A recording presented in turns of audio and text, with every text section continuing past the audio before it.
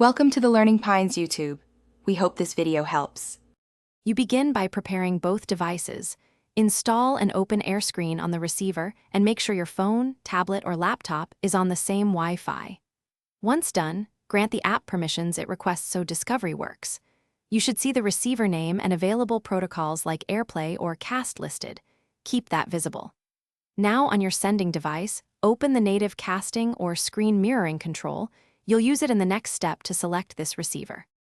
You now choose the correct protocol on your sending device: AirPlay for Apple devices, Cast for Android/Chrome, or Miracast for Windows. Then select the Airscreen receiver name from the sender's cast or screen mirroring menu and accept any connection prompt that appears on the receiver.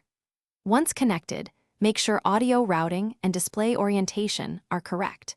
Airscreen lets you tweak resolution or enable hardware decoding to reduce lag. If streaming video, allow a few seconds for buffering before full playback.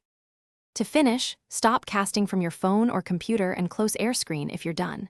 That prevents unintentional reconnections. If things go wrong, first restart the Airscreen app and the sending device, then confirm both devices share the same Wi-Fi network and subnet. Different guest networks block discovery. For a single, high-impact troubleshooting tip, switch the receiver to a wired Ethernet or a 5 GHz Wi-Fi band to lower latency, and reduce resolution in Airscreen if the stream stutters. Thanks for watching. Consider subscribing if we helped you.